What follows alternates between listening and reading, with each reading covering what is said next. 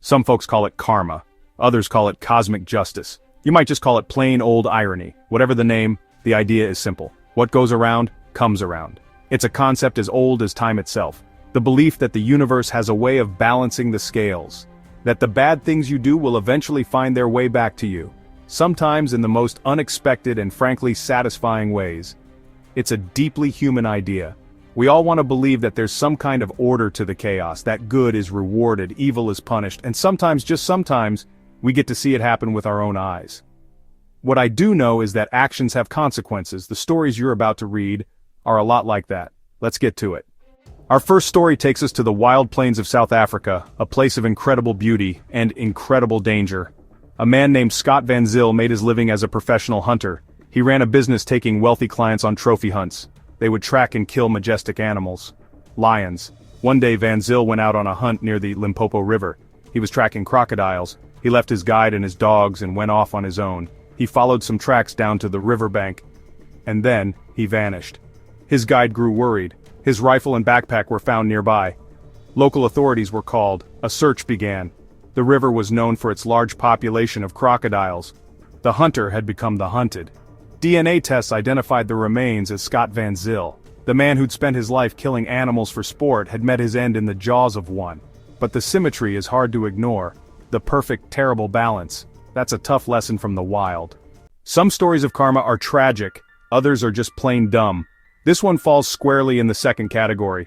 It's about a man who wasn't just a criminal, but also not the sharpest tool in the shed. Our story begins in Fresno, California. A man decided to break into a home. Once inside, he started his work, moving from room to room, stuffing his bag with anything that looked valuable. This particular house had a special feature.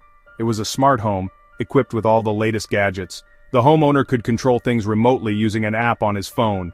When the thief broke in, the homeowner received an alert. He could see the burglar, live on his security cameras, rummaging through his stuff.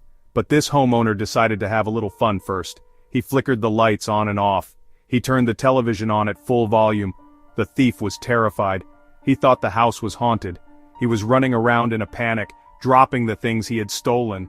He was so scared that he did the one thing a burglar should never, ever do. He called 911. He broke into a house to steal things and ended up calling his own getaway ride. Straight to jail. You can't make this stuff up. Drinking and driving is one of the dumbest, most selfish things a person can do. You're not just risking your own life, you're risking the lives of every single person you share the road with. Every year, we see the tragic consequences. Lives are ruined. Law enforcement and public service campaigns work tirelessly to get the message across. Don't drink and drive. Buzz driving is drunk driving. The message is everywhere, but some people just don't listen. Our next story is about one of those people, a man in North Carolina. He had been out drinking. He got behind the wheel of his car. He was speeding down the highway, a 2-ton weapon in the hands of someone who couldn't think straight. Then, it happened. He lost control of his car. It veered off the road at high speed. And where did it finally come to a stop?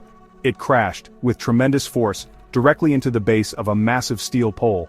A huge billboard. A billboard with a very specific message. The sign read in giant letters, "Don't drink and drive." He ignored the warning, and the warning is what stopped his reckless journey. Karma, in this case, had a sense of humor as dark as it was direct. Sometimes, karma doesn't wait. Sometimes it shows up right on cue as if it was listening. The scene is Texas, during heavy rains and widespread flooding. News reporters were on the ground covering the dangerous conditions. They were warning people to stay off the roads. The message was clear. This is serious. Stay home. Stay safe. One local news crew was doing a live report from a flooded street. As the reporter was speaking to the camera, a man drove his SUV right into the frame. He got out of his car, in the middle of the flooded road. He declared that the news was exaggerating, that the flood wasn't a big deal. He was putting on a performance for the camera, trying to look tough. After his little speech, he got back into his big, tough SUV. He was going to drive right through the floodwater and show everyone how silly they were for being worried. The camera was still rolling. He put the car in drive and hit the gas. His SUV, the one he was so proud of, lurched forward a few feet. Then it sputtered. Then it died. Right there in the middle of the floodwater, on live television. He went from being a mocker to a victim in less than a minute. Greed is a powerful motivator. It can make people do terrible things, and honestly, it can also make them do incredibly stupid things. A man in Florida decided to break into a house. It was an easy target, or so he thought. He found a way in through a window. Once inside, he started his work, moving from room to room, stuffing his bag with anything that looked valuable. But then he got to the garage, and in the garage he saw it. A beautiful, high-end sports car, a Porsche. His greed went into overdrive. He found the keys. He got in the car, he started the engine. The sound of the powerful motor must have been thrilling. He felt like he had hit the jackpot.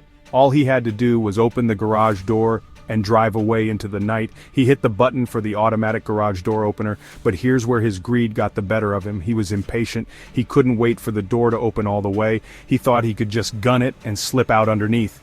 He stomped on the accelerator. The Porsche shot forward, but the garage door wasn't high enough. The car slammed into the bottom of the door, getting wedged tightly underneath it. The engine stalled.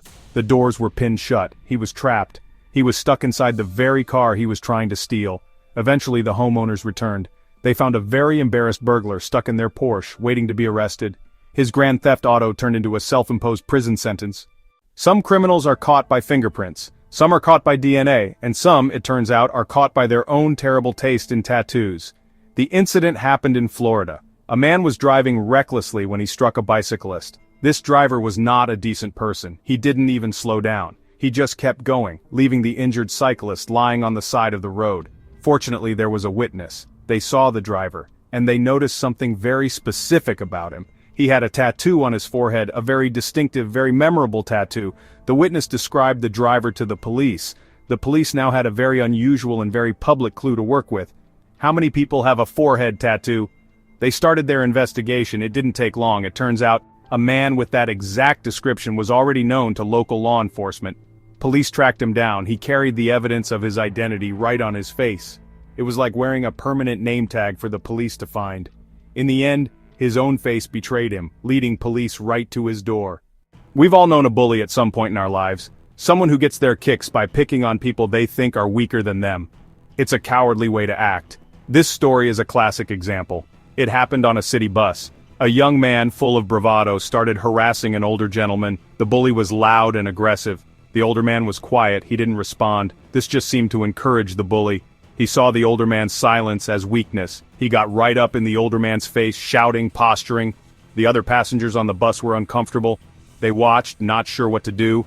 The bully finally decided to get physical. He threw a punch at the older man, but he had made a huge miscalculation. The quiet older man wasn't weak. He wasn't scared. He was a retired professional boxer, and he still had his skills.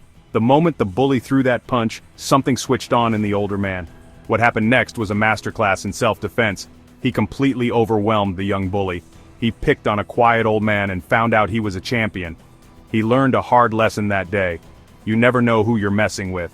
So there you have it, all different people, all different situations, but they all have one thing in common. They all made a bad choice. It's the oldest story in the book. You reap what you sow. Or is it just simple logic? It's not magic. It's cause and effect. It's the simple, dirty truth of how the world works. These stories stick with us because they feel right. They satisfy our innate sense of justice. A world where the scales always balance. They serve as a powerful reminder for all of us. A warning to think before we act. To consider the ripples our choices will create. Because what goes around really does come around.